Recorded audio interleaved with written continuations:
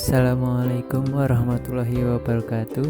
Perkenalkan, nama saya Istajib Fawaid dari Vertebrata Air MSPA tahun 2018. Di sini saya akan menyampaikan materi tentang bulu babi atau Sea Urchin. Bulu babi termasuk ke dalam filum Echinodermata kelas Echinoidea, tersebar mulai dari perairan dangkal hingga ke laut dalam. Keanekaragaman tinggi hewan ini banyak ditemukan di zona intertidal. Persebaran bulu babi pada suatu wilayah terkait dengan substrat dasar perairan dan makanan. Morfologi bulu babi berbeda dengan bintang laut dan bintang maular. Bulu babi tidak memiliki lengan. Tubuh bulu babi berbentuk agak bulat seperti bola dengan cangkang yang keras berkapur dan dipenuhi duri-duri. Duri-duri terletak berderet dan bergaris-garis membujur dan dapat digerakkan. Mulut terletak di bawah menghadap ke bawah dan anus terletak di atas menghadap ke atas di puncak cangkang yang membulat. Anatomi bulu babi. Tubuhnya umumnya berbentuk seperti bola dengan cangkang yang keras berkapur dan dipenuhi dengan duri-duri. Durinya amat panjang, lancip seperti jarum dan sangat rapuh. Duri-durinya terletak berderet dan garis-garis membujur dan dapat digerak-gerakkan. Panjangnya dapat mencapai 10 cm ataupun lebih. Berdasarkan bentuk tubuhnya, kelas Echinoidea dibagi dalam dua subkelas utama, yaitu bulu babi beraturan dan bulu babi tidak beraturan.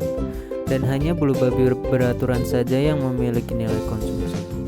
Tubuh bulu babi sendiri terdiri dari 3 bagian, yaitu bagian oral, aboral, dan di antara oral dan aboral.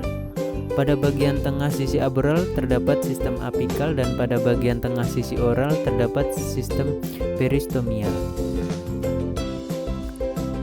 Lempeng-lempeng ambulakral dan interambulakral berada di antara sistem apikal dan sistem peristomial.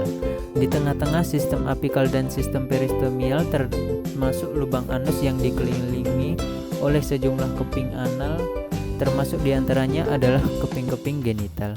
Salah satu di antara keping genital yang berukuran paling besar merupakan tempat bermuaranya sistem pembuluh air. Sistem ini menjadi ciri khas filum Echinodermata, berfungsi dalam pergerakan, makan, respirasi, dan ekskresi. Sedangkan pada sistem peristomial terdapat pada selaput kulit tempat menempelnya organ lentera Aristotle, yaitu semacam rahang yang berfungsi sebagai alat pemotong dan penghancur makanan.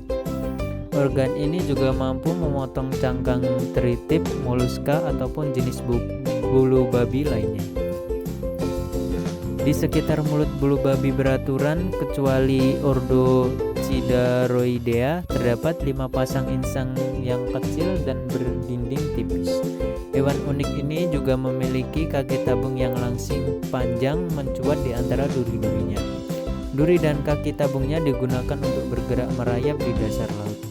Ada yang mempunyai duri yang panjang dan lancip, ada pula yang memiliki duri yang pendek dan tumpul. Mulutnya terletak di bagian bawah menghadap ke atas. Pergerakan bulu babi. Pada mulanya bulu babi sering terlihat sesil atau diam, yaitu tidak mampu untuk bergerak. Kadang-kadang tanda kehidupan yang paling menyolok adalah tulang belakang, yang dipasang pada dasar ke sendi peluru dan dapat menunjuk ke segala arah. Kebanyakan bulu babi melalui sentuhan cahaya menimbulkan gerakan dan reaksi yang dapat terlihat dari tulang belakang, yaitu memusat ke arah titik yang disentuh. Bulu babi tidak punya mata yang dapat melihat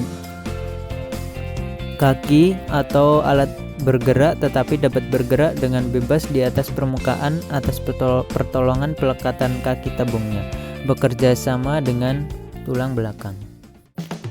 Sistem pencernaan bulu babi. Lentera Aristoteles berfungsi seperti mulut dan gigi yang bertugas mengambil, memotong, dan menghaluskan makanan. Esofagus, usus halus, usus besar, dan anus tersusun melingkari lentera Aristoteles membentuk suatu sistem pencernaan. Lentera Aristoteles berfungsi seperti mulut dan gigi yang bertugas mengambil, memotong, dan menghaluskan makanan. Esophagus, usus halus, usus besar, dan anus tersusun melingkari lentera Aristoteles membentuk suatu sistem pencernaan. Alat reproduksi bulu babi.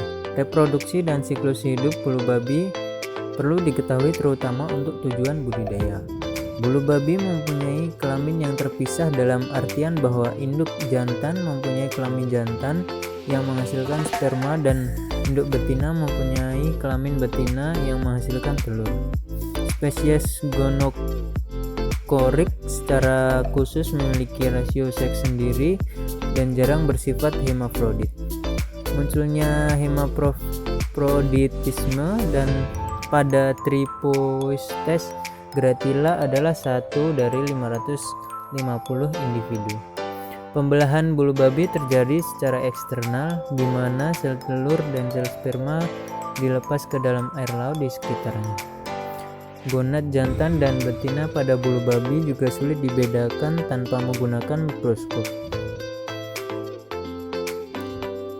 Secara kasar, hanya warna yang digunakan untuk membedakan gonad. Misalnya pada bulu babi Paracetrotus